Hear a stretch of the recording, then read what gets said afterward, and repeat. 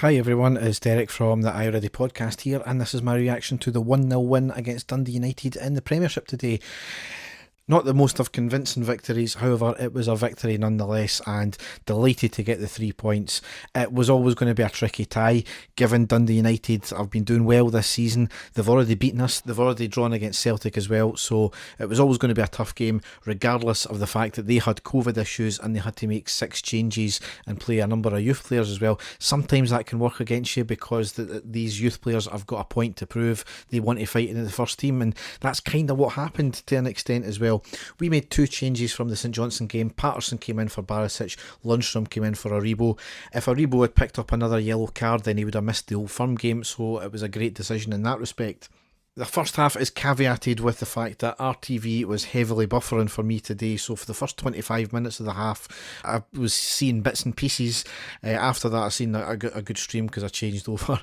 However, it was really not a great first half at all. We had a lot of possession, knocking the ball about, trying to probe the ball forward, but it was very, very pedestrian, and that, in fairness, was largely due to Dundee United pressing high, chasing every ball. We were finding it very difficult to get going due to this. With a few shots but only 2 on target. One of them was very dangerous on the 45th minute, where it was a good move with Kent on the left, a nice ball to the overlapping Patterson, who plays a stunning ball to the back post, which finds the head of Morelos from only 6 yards out, and the keeper managed to tip it over the bar with a great save. There was only one shot on target from Dundee United. That came on the 4th minute with they were driving the ball forward towards our goal. There was a mix up at the back with a defender sticking the foot out and trying to clear it, but it was passed right to Clark in the box, who managed to get a shot off, but it was a fairly easy save for McGregor nonetheless. Hadji wasn't playing very well at all. For me, he just never seems to play particularly well when he starts. He seems to be more of an impact player. That was certainly the comments all round. We thought he was going to get hooked at half time, but he obviously never.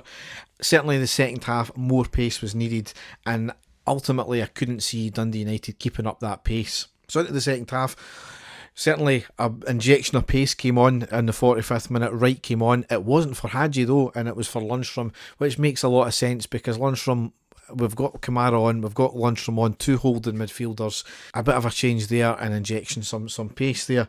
Ultimately, the second half, arguably a better performance, but we were completely off the boil in the final third. We dominated possession, we just lacked that cutting edge up front. The change at half time with Wright coming on certainly made an impact, and he was getting forward, he was injecting that wee bit of pace.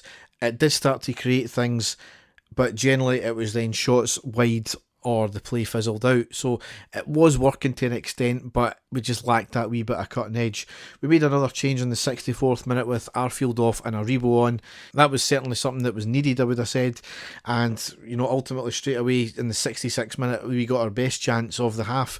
A lovely 1-2 with Arfield and Wright in the box, ending in Wright managed to get clear in the box, having a shot, but the keeper saves after he narrowed the angle. After that, as I put on Twitter there, my mate said he couldn't see where we were scoring from, and as I said, I felt the only way we were going to score was with those 3 words. And on the 70th minute, true to form, penalty to Rangers. There was a cross in from the right by Tavernier, clearly hits the outstretched arm of the defender. Interestingly, Alan Muir, the referee, never gave it. It was the linesman that gave it. Now, all the Celtic fans already bumping their gums, the fact that the referee, that he gave Rangers something that he couldn't give Celtic the other day there. Well, once again, he couldn't give anything because it was the linesman that gave the call. So all those conspiracy theorists, just blown out the water once again. And, it was a clear penalty. Up steps Tavernier on the 71st minute, high into the left corner, and scores the goal and made it 1-0.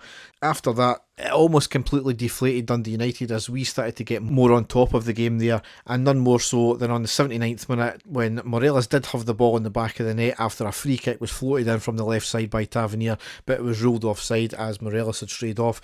It was a correct decision, unfortunately. I was just about a foot off there. A good chance in the 90th minute with a quick break with Morelos winning the ball in midfield, driving it forward, slides it to the right to Aribo in the box, who has a shot, and it was deflected out for the corner.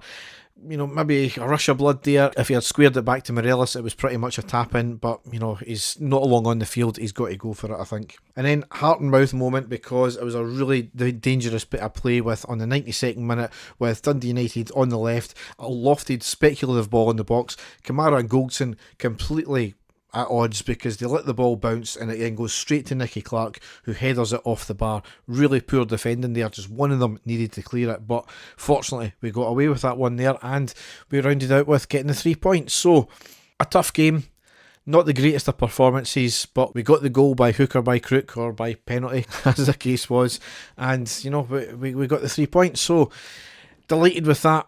Celtic playing in the Cup tomorrow, so you know we've got a game in hand over them, so that stretches the lead to 7 points now, which is, you know, obviously psychological at this stage. They've still got to go out and win their game. We next play on Boxing Day against St Mirren. However, they've obviously got their own COVID issues as well, so there's a potential doubt to that one. I don't know what's going to happen there, but we'll need to wait and see.